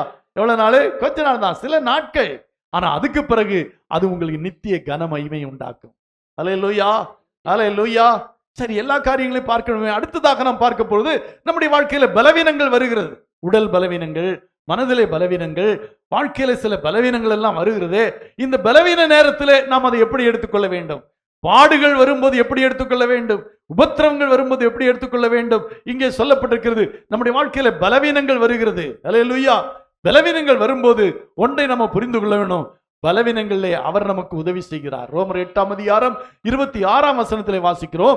ரோமர் 8ஆம் அதிகாரம் 26ஆம் வசனத்திலே, அந்தபடியே ஆவியானவரும் நமது பலவீனங்களில் நமக்கு உதவி செய்கிறார். ஆவியானவரும் நம்முடைய பலவீனங்களிலே நமக்கு உதவி செய்கிறார். அல்லேலூயா. பலவீனம் மனிதனுடைய வாழ்க்கையில வரத்தான் செய்கிறது. எவ்வளவு பலவானுக்கு வருகிறது. அல்லேலூயா. குத்துச்சண்டை வீரன், மிகப்பெரிய உலக கோப்பைகளை வென்ற அவனுக்கே பலவீனம் வந்தது. அல்லேலூயா. டாக்டர்மார்க்கே பலவீனம் வந்திருக்கிறது. அல்லேலூயா. நான் ஒரு முறை ஒரு டாக்டர் இடத்துல போனேன். என்னன்னா, எனக்கு கோல்டு, அந்த கோல்டு விடவே மாட்டேங்குதுன்னு. அல்லேலூயா. அப்ப அந்த பெரிய டாக்டர் ஷெட்டி அப்படின்னு கோயம்புத்தூர்ல ஒரு பெரிய டாக்டர், அங்க போனேன். அவர் உட்கார்ந்துட்டு கர்ச்சிஃபை வச்சுட்டு அப்படின்னு வச்சுட்டு எழுதிட்டு இருந்தாரு. டாக்டர் தான் அவரு, அவருக்கும் பலவீனம் வருகிறது. எல்லா டாக்டருக்கும் வரும், எல்லாருக்கும் வரும். உலகத்திலே மனிதன் பிறந்திருக்கிறான் என்றால் அவன் பலசாலியா இருந்தாலும் பலவீன நாட்கள் வரும். அல்லேலூயா, அல்லேலூயா. 8ஆம் அதிகாரம் 26ஆம் வசனம், அப்படியே ஆவியானவரும் நமது பலவீனத்திலே நமக்கு என்ன செய்கிறார்? ஆமா, அல்லேலூயா. பலவீன நாட்கள் வரும்போது சொல்லணும், இந்த பலவீனத்திலே ஆண்டவர் எனக்கு உதவி செய்வார். அதனால்தான் பவுல் சொன்னாரு, என்னை பலப்படுத்துகிற கிறிஸ்துவினாலே எல்லாவற்றையும் செய்ய எனக்கு பலன் உண்டு. பலவீன நேரத்துல இப்படி நம்ம அறிக்கையிடணும், என்னுடைய பலவீனத்துல எனக்கு ஆவியானவர் ஆண்டவர் உதவி செய்வார் என்று சொல்லி இருக்கிறார். ஆகவே இந்த பலவீனத்திலே ஆண்டவர் எனக்கு உதவி செய்வார். அல்லேலூயா, அல்லேலூயா. 2 கொரிந்தியர் 12ஆம் அதிகாரம் 9-10 வசனங்கள் சொல்லி இருக்கிறது. 2 கொரிந்தியர் 12:9-10 வசனங்கள். அதற்கு அவர், என் கிருபை உனக்கு போதும், என் கிருபை உனக்கு போதும், பலவீனத்திலே என் பலன் பூரணமாய் விளங்கும். உன்னுடைய பலவீனத்திலே என்னுடைய பலம் பூரணமாய் விளங்கும். அல்லேலூயா, அல்லேலூயா. ஆமா பிரியமான தேவனுடைய பிள்ளைகளே, நம்முடைய வாழ்க்கையில பலவீனம் வந்தால் நமக்கு உதவி செய்கிற ஒருவர் இருக்கிறார். அவர் சொல்லுகிறது என்னவென்ற, உன்னுடைய பலவீனத்திலே என்னுடைய பலன் பூர்ணமாய் விளங்கும். அல்லேலூயா, அல்லேலூயா. பலவீனம் வரும்போது அறிக்கையிடுங்கள். ஆமா, வேத வசனம் தாங்க நமக்கு எல்லாமே. அந்த வேத வசனத்தை நீங்கள் அறிக்கையிட்டு அந்த வேத வசனத்தை உற்று நோக்கி பார்த்து கொண்டிருப்பீர்களானால் அந்த சூழ்நிலையிலிருந்து நீங்கள் விடுவிக்கப்படுவீர்கள். அல்லேலூயா. என் கிருபை உனக்கு போதும், என் பலவீனத்திலே உன் பலன் பூர்ணமாய் விளங்கும். ஆகையால் கிறிஸ்துவின் வல்லமை என் மேல் தங்கும்படி என் பலவீனங்களை குறித்து நான் மிகவும் சந்தோஷமாய் மேன்மை பாராட்டுகிறேனா. அல்லேலூயா, அல்லேலூயா. காய்ச்சல் வந்துச்சா, சந்தோஷம் சந்தோஷம் சந்தோஷம். அல்லேலூயா. பரவாயில்ல, எனக்கு காய்ச்சல் வந்திருக்குது அப்படின்னு சொல்லுமா? அப்படிதான் சொல்லணும். பவுல் சொல்றாரு, பலவீனங்களை குறித்து நான் மிகவும் என்ன செய்வேன், சந்தோஷமாய் மேன்மை பாராட்டுவேன். ஏனென்றால் பலவீனமானவைகளைத்தான் கர்த்தர் தெரிந்து கொள்ளுகிறார். அல்லேலூயா, அல்லேலூயா. 1 கொரிந்தியர் 1ஆம் அதிகாரம் 27ஆம் வசனத்திலே ஆண்டவர் நம்ம ஏன் பலவீனனா இருக்க அனுமதிக்கிறார் என்றால், பலவீனர்களைத்தான் ஆண்டவர் தெரிந்து கொள்ளுகிறார். ஞானிகளை வெட்கப்படுத்தும்படி தேவன் உலகத்தில் பைத்தியமானவைகளை தெரிந்து கொண்டார். பலமுள்ளவைகளை வெட்கப்படுத்தும்படி தேவன் உலகத்தில் பலவீனமானவைகளை தெரிந்து கொண்டார். பலவீனமானவைகளை தெரிந்து கொண்டார். ஆண்டவர் நம்ம ஏன் பலவீனமாய் சில நேரத்தை வச்சிருக்கிறார்னா, அந்த பலவீனர்கள் தான் ஆண்டவருக்கு வேணும். ஒரு அல்லேலூயா சொல்லுமா? பலசாலிகள் எல்லாம் ஆண்டவருக்கு வேண்டாம், பலவீனர்கள் தான் ஆண்டவருக்கு வேணும். அல்லேலூயா.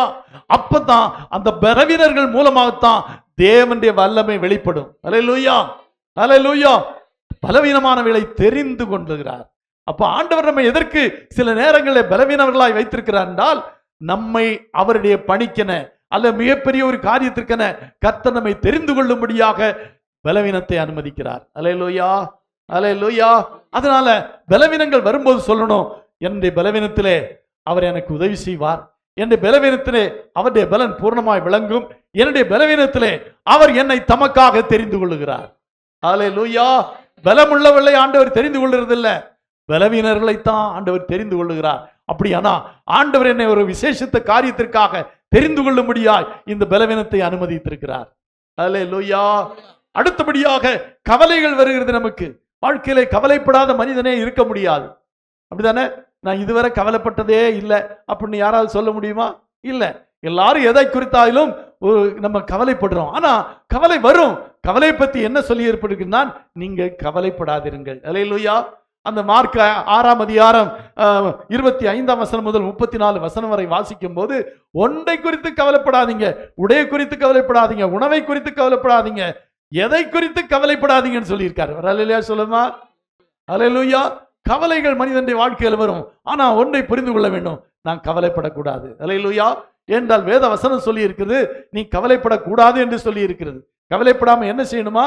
தேவனுக்கு தெரியப்படுத்துங்கள். அல்லேலூயா. பிலிப்பியருக்கு எழுதும் 4ஆம் அதிகாரம் 6ஆம் வசனத்திலே சொல்லுகிறார், ஒன்றை குறித்து கவலைப்படாமல் எல்லாவற்றையும் தேவனுக்கு தெரியப்படுத்துங்கள். வாசிக்கலாம் அந்த வசனத்தை. நீங்கள் ஒன்றையும் குறித்து கவலைப்படாமல் எல்லாவற்றையும் குறித்து உங்கள் விண்ணப்பங்களை ஸ்தோத்திரத்தோட கூடிய ஜெபத்தினாலும் வேண்டுதலினாலும் தேவனுக்கு தெரியப்படுத்துங்கள். கவலை வரும்போது உடனே சொல்லணும், ஆண்டவரே வந்திருக்கு வந்திருக்கு வந்திருக்கு. என்ன வந்திருக்கு? கவலை வந்திருக்கு ஆண்டவரே.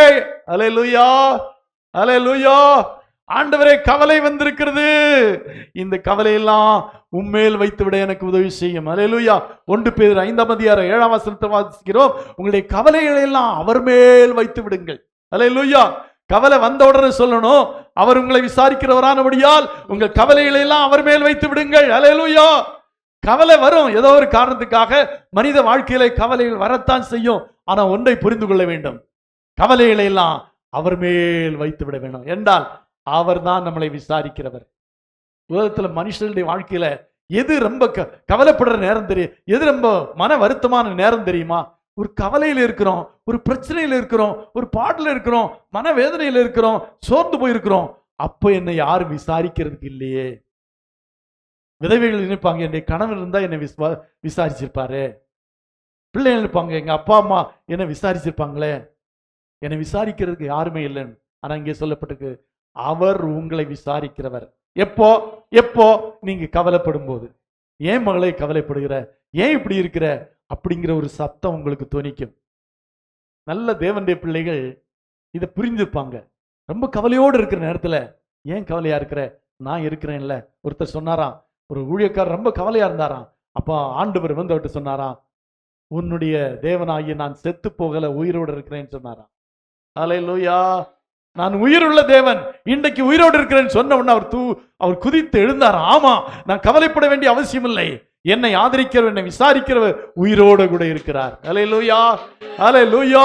நம்முடைய கவலைகளை அவர் மேல் வைத்துவிட நம்ம பழகிக் கொள்ள வேண்டும். அதான் வேதவசனம் சொல்லி இருக்கிறது. அல்லேலூயா.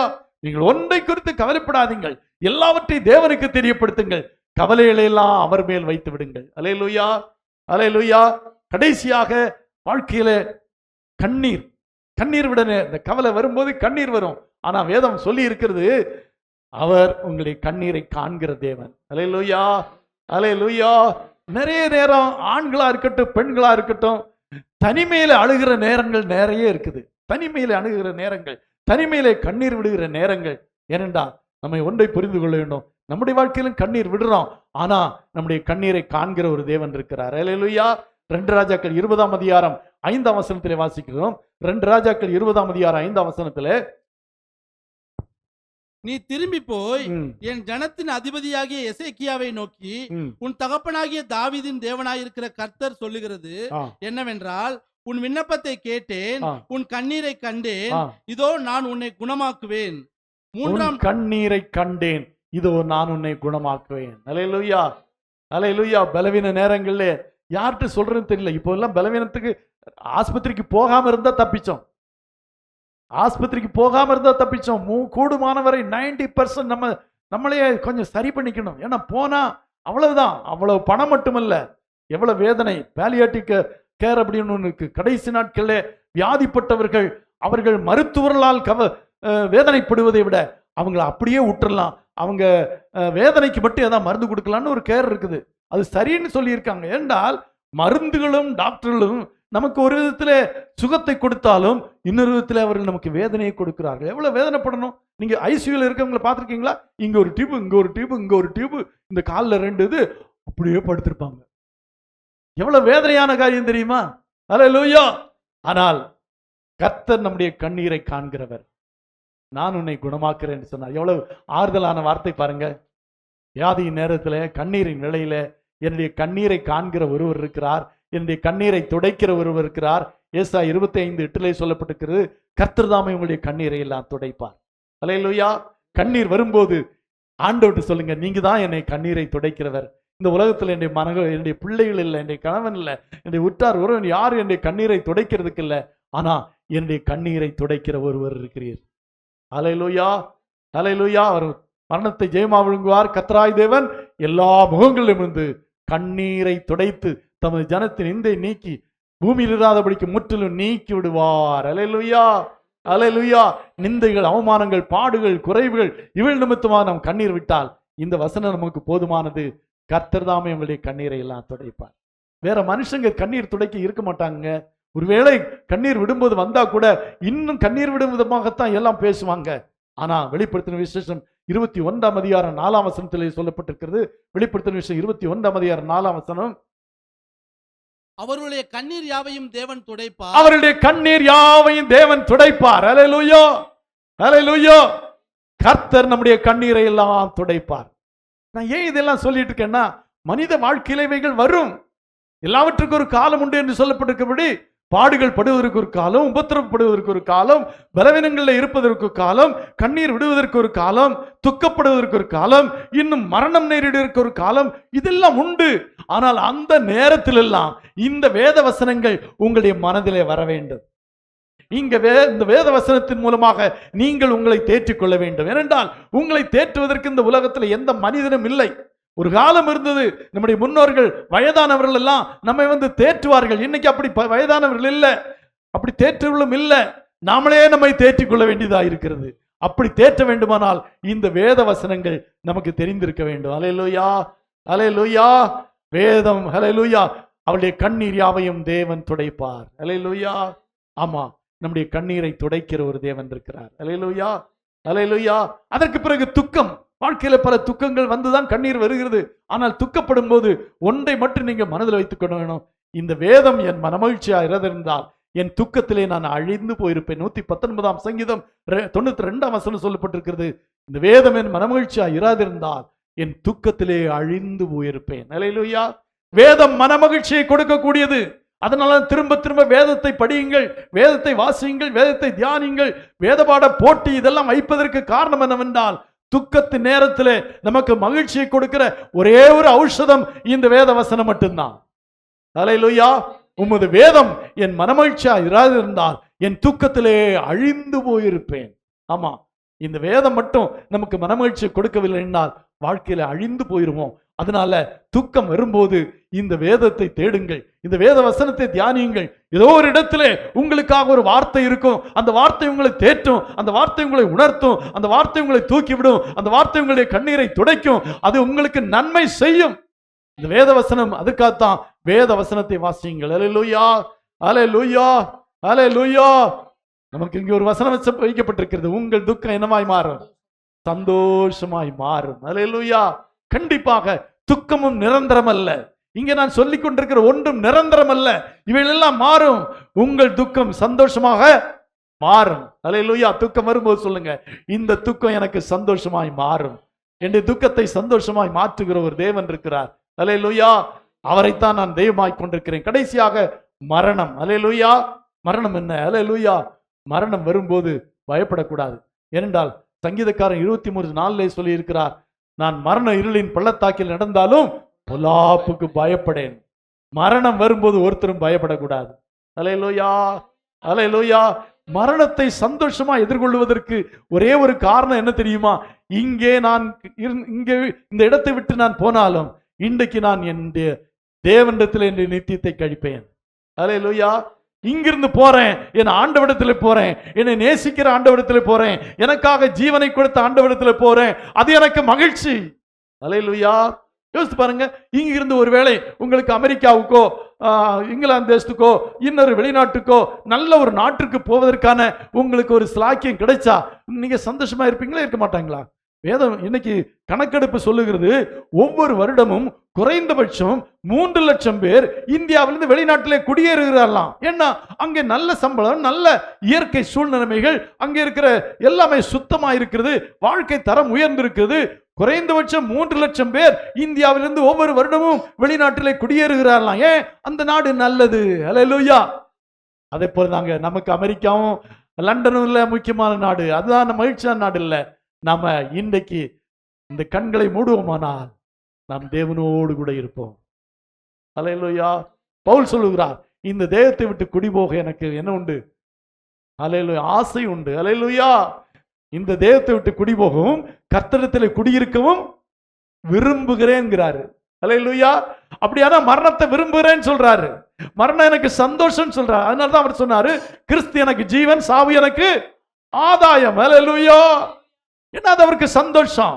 அப்படின்னா எந்த நேரத்தில் நமக்கு மரணம் வந்தாலும், அது வயதானவர் வந்தாலும், வாலிப நாட்களே வந்தாலும், எப்ப வந்தாலும் அந்த மரணத்தை சந்தோஷமா ஏற்றுக்கொள்ள வேண்டும். ஏனென்றால் இந்த வீட்டை விட்டு நான் என்னுடைய சொந்த வீட்டுக்கு போகிறேன். அல்லேலூயா. இந்த வீட்டிலே, இந்த உலகத்தில் இருக்கிற என்னுடைய தகப்பனை விட்டு பரம தகனத்திலே போகிறேன். இந்த உலகத்தில் இருக்கிற என்னுடைய மணவாளனை விட்டு நான் பரம மணவாளனத்திலே போகிறேன். அது எனக்கு மிகுந்த சந்தோஷம். அங்கே கண்ணீர் இல்லை, கவலை இல்லை, துக்கம் இல்லை, மரணம் இல்லை, அங்கே பசி இல்லை, பட்டினி இல்லை, அங்கே வியாதியும் இல்லை. அல்லேலூயா. அப்படிப்பட்ட தேசத்துக்கு போகிறேன்னா சந்தோஷமா இல்லையா? ஒவ்வொரு தேவனுடைய பிள்ளைகளும் தங்களுடைய மரணத்தை குறித்து சந்தோஷமா இதை ஏற்றுக்கொள்ளணும். இந்த உலகத்துல விட்டு போற கணவனோ பிள்ளைகளோ வேறு எதை குறித்து கவலைப்படக்கூடாது. அதெல்லாம் கர்த்தர் பார்த்துக்கூடாது. சொல்லுவாங்களே, என்ன மரத்தை வச்சவன் தண்ணீர் ஆமா, மரத்தை வச்சவன் தண்ணி ஊற்றுவானா? ஆண்டவர் தான் நமக்கு பிள்ளைகளை கொடுத்தார், கணவனை கொடுத்தார், அதெல்லாம் ஆண்டவர் பார்த்துக்குவாரு. நான் மகிழ்ச்சியாக என் ஆண்டவரோடு கூட இருக்க போகிறேன். அல்லேலூயா. அப்ப மரணம் கூட நமக்கு சந்தோஷம் தான். இப்ப சொல்லப்பட்ட எதுவும் நிரந்தரம் இல்ல, மரணமும் நிரந்தரம் இல்ல. என்ற மரணத்துக்கு பிறகு நாம் தேவனோடு கூட குடியிருக்க போகிறோம், அந்த நித்திய ராஜ்யத்தில் இருக்க போகிறோம். அது எவ்வளவு மகிழ்ச்சியான காரியம் பாருங்க. ஒரு தரம் மரிப்பதும் பின்பு நியாயத்திற்பட மனிதனுக்கு நியமிக்கப்பட்டிருக்கிறது. மரணமும் மனிதனுக்கு நியமிக்கப்பட்டதுதான். அல்லேலூயா. 116 சங்கீதம் 5ஆம் வசனத்தில் சொல்லப்பட்டிருக்கிறது, நீதிமான்களுடைய மரணம் கர்த்தருடைய பார்வையிலே அருமையா இருக்கிறதா. அல்லேலூயா.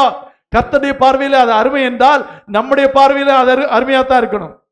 ஆண்டவர் பார்க்கிற விதமாக நாமும் பார்க்கணும். அப்படின்னா மரணம் நம்முடைய பார்வையில எப்படித்தான் இருக்கணும்? அருமையா இருக்கணும். அல்லேலூயா. 116 சங்கீதம் 15ஆம் வசனம், 116 15 வாசிக்கலாம். பரிசுத்தவான்களின் மரணம், கர்த்தருடைய பரிசுத்தவான்களின் மரணம் அவர் பார்வைக்கு அருமையானது, அவர் பார்வைக்கு அருமையானது. அல்லேலூயா. அல்லேலூயா. நீதிமானுடைய மரணத்தில் அவனுக்கு நம்பிக்கை உண்டு. அல்லேலூயா. நீதிமொழி 14ஆம் அதிகாரம் 32ஆம் வசனம் சொல்லப்பட்டிருக்கிறது, நீதிமானுடைய மரணத்தில் அவனுக்கு என்ன உண்டு? நம்பிக்கை உண்டா. என்ன நம்பிக்கை?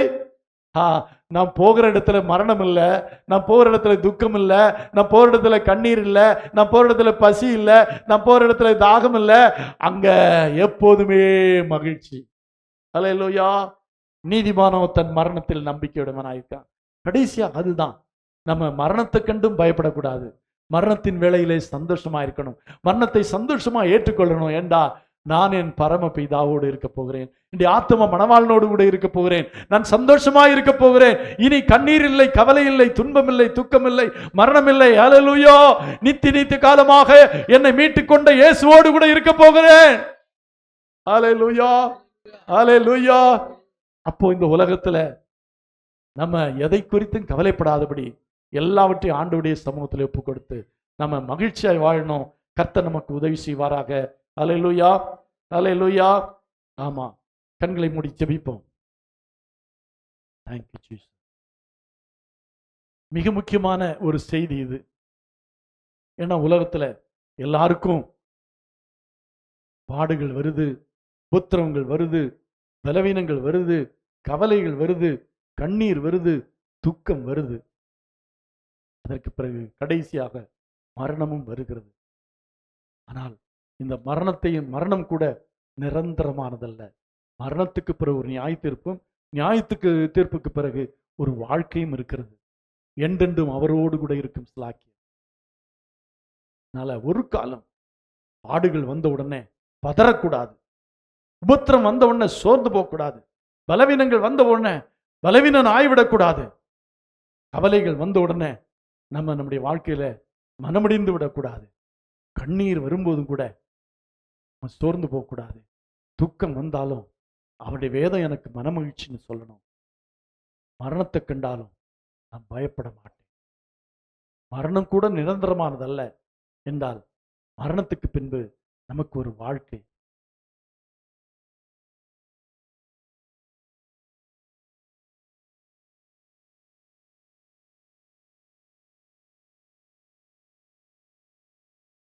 இனிமேல் நம்முடைய வாழ்க்கையில பாடுகள் வரும்போது ஒன்றை புரிந்து கொள்ள வேண்டும். இக்காலத்து பாடுகள் இனி வெளிப்பட போகிற மகிமைக்கு ஒப்பிடத்தக்கது அல்ல.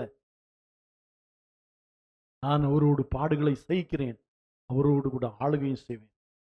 கர்த்தரின் உபத்திரவத்தை பார்க்கிறார், நான் உபத்திரவங்களை சகிக்க நியமிக்கப்பட்டிருக்கிறேன். இப்படி அநேக உபத்திரவங்கள் வழியாய்தான் நான் தேவன் ராஜ்யத்தில் பிரவேசிக்க முடியும். பலவீனங்களை குறித்து நான் மேன்மை பாராட்டுவேன் என்றால் பலவீனங்களே எனக்கு உதவி செய்கிற ஒருவர் இருக்கிறார். அது மாத்திரமல்ல, என்னுடைய பலவீனங்கள் தான் அவருடைய பலன் பூர்ணமாய் விளங்கும். மட்டுமல்ல, பலவீனங்களைத்தான் கர்த்தர் தெரிந்து கொள்ளுகிறார். ஆகவே பலவீனங்கள் எனக்கு வந்தா பரவாயில்ல, கவலைப்பட மாட்டேன் என்றால் என்னுடைய கவலையெல்லாம் அவர் மேல் வைத்துவிட கற்றுக்கொண்டிருக்கிறேன். என்னுடைய கண்ணீரை காண்கிற ஒரு தேவன் இருக்கிறார். ஆகவே அவர் என்னுடைய கண்ணீரை துடைப்பார். துக்கம் வரும்போது நான் வேதத்திலே என்னுடைய மனமகிழ்ச்சியை நான் கண்டுகொள்ளுவேன் என்றார். வேதம் என் மனமகிழ்ச்சியா இராதிருந்தால் என் துக்கத்திலே அழிந்து போயிருப்பேன் என்கிறார். மரணம், கடைசியாக மரணத்தை குறித்து பயப்பட மாட்டேன். நான் மரண இருளின் பள்ளத்தாக்கில் நடந்தாலும் பொல்லாப்புக்கு பயப்படேன், தேவரீர் என்னோடு கூட இருக்கிறேன். ஆமா, மரண வேளையிலும் கர்த்தர் நம்மோடு கூட இருக்கிறார். நம்முடைய மரணம் அவருடைய பார்வையிலே அருமையா இருக்கிறது. மரணத்திலே நான் நம்பிக்கையுடையவளா இருக்கிறோம். கிறிஸ்து எனக்கு ஜீவன், சாவு எனக்கு ஆதாயம். Thank you Jesus. ஆண்டவருடைய சமூகத்திலே இந்த வார்த்தைகள் நமக்கு இனிமேல் வரும் நாட்களிலே இவ்விதமான சூழ்நிலைமைகள் எல்லாம் வரும்போது அது நம்மை பாரப்படுத்தாதபடி, நம்மை சோர்வு செய்யாதபடி இந்த வார்த்தைகள் நமக்கு ஆறுதலாக இருப்பதாக.